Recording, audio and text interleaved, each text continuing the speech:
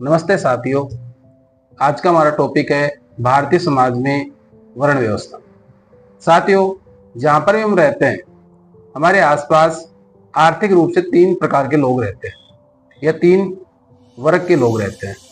एक उच्च वर्ग, एक मध्यम वर्ग और एक निम्न वर्ग। एक ऐसा वर्ग रहता है जो बहुत पैसे वाला होता है, बहुत धनाढ्य वर्ग का रहता है। एक ऐसा वर्ग होता है जो ना तो ज्यादा धनाढ्य वर्ग का रहता है और गरीब भी नहीं रहता है। और एक ऐसा वर्ग होता है जो बहुत गरीब रहता है।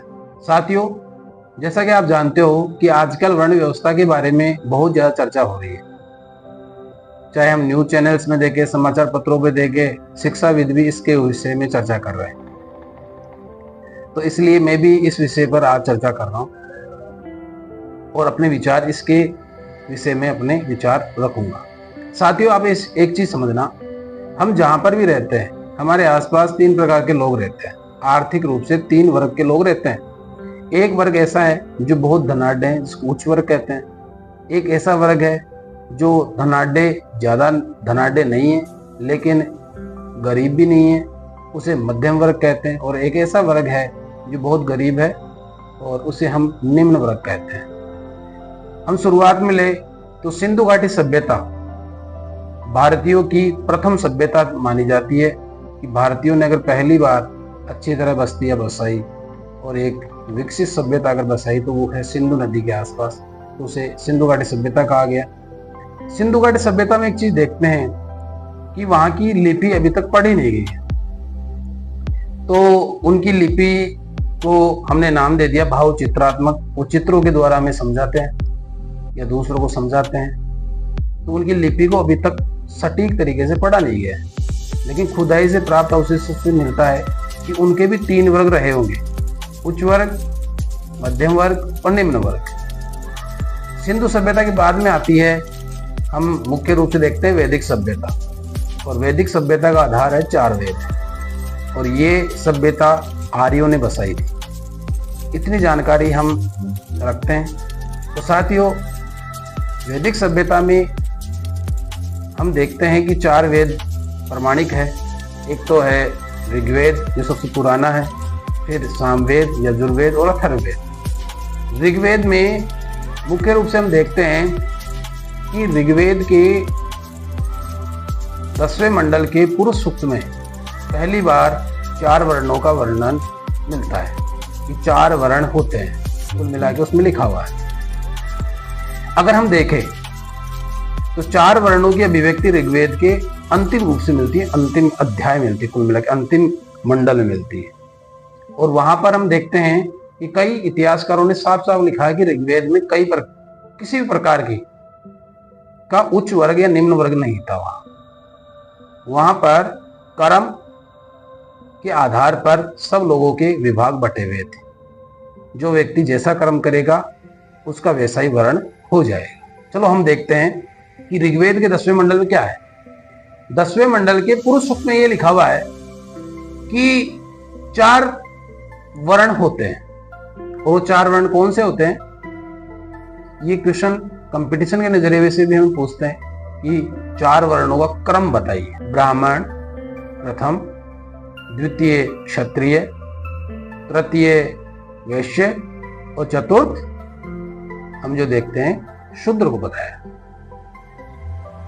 कुल मिला के ऋग्वेद के 10वें मंडल के पुरुष सूक्त में ये कहा गया है कि एक विराट पुरुष है और उस विराट पुरुष के द्वारा या पुरुष से सिर से ब्राह्मण की उत्पत्ति हुई, भुजाओं से क्षत्रिय की उत्पत्ति हुई और जंघाओं से वैश्य की उत्पत्ति हुई और पैरों से शूद्र की उत्पत्ति हुई।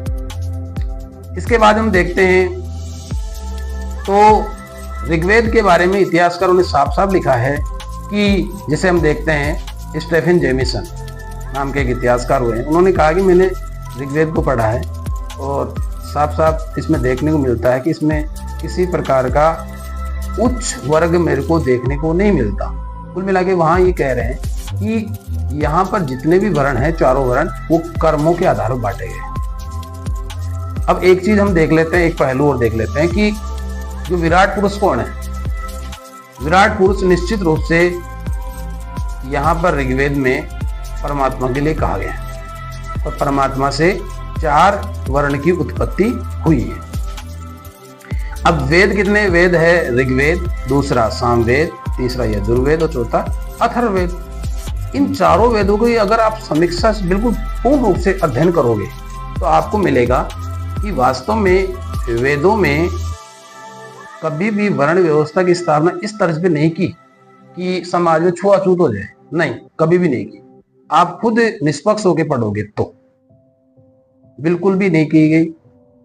उसका उद्देश्य यह था कि व्यक्ति अपने कर्मों के आधार पर अपने अपने विभागों में शांति से और बढ़िया काम करे और अपने हुनर के द्वारा अपने काम बांट ले।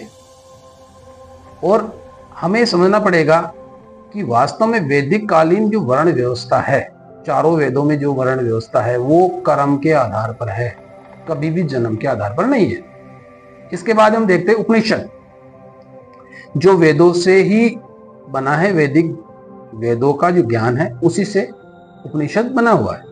उपनिषद मुख्य रूप से हम देखते हैं तो 2 उपनिषदों की चर्चा कर लेते हैं, छांदोग्य उपनिषद और दूसरा जो उपनिषद है वो है वज्र सूची उपनिषद। और वैसे आपको पता ही है कि उपनिषद 108 होते हैं, सही है ना। और छांदोग्य उपनिषद में देखो साफ साफ लिखा हुआ है कि व्यक्ति को जो पुनर्जन्म होता है वो उसके कर्म के आधार पर होता है। व्यक्ति का जो पुनर्जन्म होता है वो कर्म के आधार पर होता है और व्यक्ति कर्म के द्वारा ही अगला जन्म उसे मनुष्य मिलता है। अच्छे कर्म करता है तो उसको मनुष्य जन्म मिलेगा और बुरे कर्म करेगा तो उसको जानवर का, कुत्ता, बिल्ली, सांप, ये व्यक्ति बनेगा। कुल मिला के वो कह रहे हैं, कभी भी उन्होंने ये नहीं कहा, उपनिषद ने, छांदोग्य उपनिषद ने ये नहीं कहा कि व्यक्ति का अगर बुरे कर्म करेगा तो वह क्या बनेगा। व्यक्ति बुरे कर्म करेगा तो मनुष्य में ये इस वर्ण का बनेगा, नहीं, कभी भी नहीं कहा। उन्होंने ये कहा कि व्यक्ति अगर बुरे कर्म करेगा तो जानवर बनेगा, पशु बनेगा। कभी भी ये नहीं कहा कि व्यक्ति अगर बुरे कर्म करेगा तो शूद्र बनेगा, वैश्य बनेगा, ये बनेगा।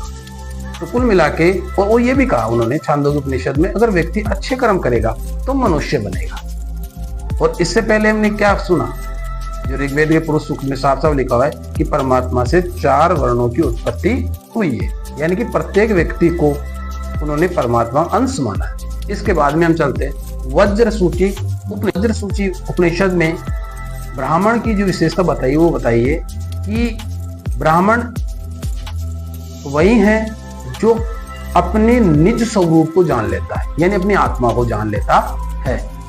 और इस आत्मा को जानने का उत्तराधिकारी हर व्यक्ति है। हर व्यक्ति आत्मा को जानने के योग्य है। अतः उपनिषद काल में भी वर्ण व्यवस्था के विषय में हमें त्रुटि देखने को नहीं मिलती है। आगे जाके हम देखते हैं तो महाभारत में, रामायण में, पुराणों में वर्ण व्यवस्था के बारे में बताया गया है। और हम साथियों, उपनिषद में साफ साफ कहा गया है कि पंडित कौन है, ब्राह्मण कौन है। पंडित और ब्राह्मण वह हैं जो अपनी आत्मा को जान लेते हैं, वह जो ब्रह्म को प्राप्त कर लेते हैं, ईश्वर को प्राप्त कर लेते हैं।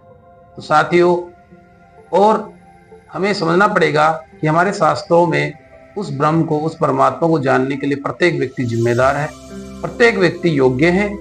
अतः शास्त्रों में वर्णित वर्ण व्यवस्था किसी भी दृष्टि से समाज में जाति व्यवस्था आधारित नहीं है। जाति व्यवस्था अलग विषय है, वर्ण व्यवस्था अलग विषय है। इसके अलावा हम पढ़े गीता में, तो गीता के अध्याय 4 श्लोक 13 में लिखा हुआ है कि गुण और कर्म के आधार पर मैंने 4 वर्णों की सृष्टि की। यानी कि यहाँ पर भी कह रहे हैं कि 4 वर्णों की सृष्टि की किस आधार पर, गुण और कर्म के आधार पर। अतः गीता में भी वर्ण व्यवस्था जन्म आधारित नहीं है, पूर्ण रूप से कर्म आधारित है। वर्ण व्यवस्था का जो लक्ष्य रहा होगा वो ये रहा होगा कि समाज में कर्म के आधार पर, उनकी योग्यता के आधार पर वर्णों का विभाजन करना। जैसे मान लो किसी व्यक्ति को कोई कार्य आता है तो वह उसका वर्ण होगा। अब अगर हम पूरी डिटेल को अगर ध्यान से पढ़े तो वर्ण व्यवस्था का परम लक्ष्य 3 बिंदुओं से हम समझ सकते हैं। पहला तो ये रहा होगा उनका कि व्यक्ति की योग्यता की परख करना और योग्यता के रूप में, योग्यता के हिसाब से उनके वर्णों का विभाजन करना। दूसरा ये रहा होगा कि जैसे चारों वर्णों में श्रेष्ठ वर्ण बनाया गया है ब्राह्मण, तो ब्राह्मण कौन है? जो ब्रह्म को जान ले। और तीसरा लक्ष्य ये रहा होगा कि व्यक्ति के आचार विचार, उसके खान पान में सुधार करना हो। अतः वर्ण व्यवस्था का 3 लक्ष्य रहे होंगे। एक तो योग्यता निर्धारण, दूसरा परम की प्राप्ति या परमात्मा की प्राप्ति, और तीसरा व्यक्ति के आचार विचार, खान पान में परिवर्तन करना। वेदों में और गीता में जो भी श्लोक लिखे गए हैं, जो भी बातें लिखी गई है, उनका 2 लक्ष्य रहा, एक सामाजिक सुधार और एक आध्यात्मिक लक्ष्य की प्राप्ति करना। सामाजिक सुधार के बारे में मैंने कह दिया कि वर्ण व्यवस्था का परम लक्ष्य समाज को विकसित करना है और एक नव जागरण लाने के लिए उन्होंने ये वर्ण व्यवस्था स्थापित की। आध्यात्मिक लक्ष्य क्या रहा होगा साथियों? लक्ष्य देखे तो हमने देखा कि वेदों में कहा गया कि विराट पुरुष के शरीर से 4 वर्ण निकले। अब विराट पुरुष कौन है? परमात्मा। ये विराट पुरुष है परमात्मा। और गीता में साफ साफ लिखा हुआ है कि संसार का प्रत्येक व्यक्ति, प्रत्येक जीव परमात्मा का अंश है। अतः हमें समझना पड़ेगा कि परमात्मा कौन है? परमात्मा है हमारे भीतर मौजूद आत्मा, और उसकी प्राप्ति करने के लिए हमें 4 वर्णों से गुजरना पड़ता है। 4 वर्ण कौन? 4 वर्ण कौन? वही 4 वर्ण ब्राह्मण, क्षत्रिय, वैश्य और शूद्र, जिसमें प्रथम माना गया है ब्राह्मण और अंतिम माना गया शूद्र। शास्त्रों में आध्यात्मिक लक्ष्य ये रहा होगा कि प्रत्येक व्यक्ति 4 वर्णों से गुजरता है, यानी कि प्रत्येक व्यक्ति के ही 4 वर्ण होते हैं। कोई भी व्यक्ति अगर पूर्ण शांति पाना चाहता है, अपनी आत्मा की मूल स्वरूप प्राप्त करना चाहता है, तो वह 4 वर्णों से गुजरता है। प्रथम शूद्र। अगर व्यक्ति पूर्ण रूप से इसका जानकार नहीं है तो वो शूद्र। और परम लक्ष्य को प्राप्त करने के लिए वह व्यक्ति गुरु के सानिध्य में जाता है, और सानिध्य में जाने के बाद में सुमरण विधि लेता है और शब्द लेता है, और उन शब्द लेने के बाद में वो निरंतर प्रयास करता है। निरंतर प्रयास करने के बाद में जब वो ध्यान की विधि में जाता है तो उसका मन भटकता है इधर उधर, कभी कहीं ध्यान जाएगा, कभी कहाँ ध्यान जाएगा, और इस स्थिति में उसे वैश्य कहा गया। और तीसरी स्थिति में उसको कहा गया है क्षत्रिय। जब व्यक्ति का विचार डोलते हैं, ध्यान विधि डोलती है, तो वह इनको शांत करने का प्रयास करता है, और शांत करने के प्रयास में वह इन विचारों से, इन दुर्गुणों से लड़ने का प्रयास करता है, और इस बीच में वह हो जाता है क्षत्रिय। जब व्यक्ति लगातार प्रयास करता है, प्रयास करता रहता है, अंतिम रूप से उसे परम लक्ष्य प्राप्त होता है और वह ब्राह्मण हो जाता है। और ब्राह्मण होने के लिए आपको समझना पड़ेगा कौन ब्राह्मण? वही जो व्यक्ति ब्रह्म को जान लेता है। जिसे वज्र सूची उपनिषद में कहा गया, ब्राह्मण कौन? जो अपने निज स्वरूप को जान ले, जो अपनी आत्मा को जान ले। और वज्र सूची उपनिषद में साफ साफ लिखा हुआ है कि हर व्यक्ति उस आत्मा को जानने के लिए योग्य होता है। तो हमें समझना पड़ेगा वर्ण व्यवस्था और जाति व्यवस्था में अंतर है या नहीं। साथियों, बिल्कुल अंतर।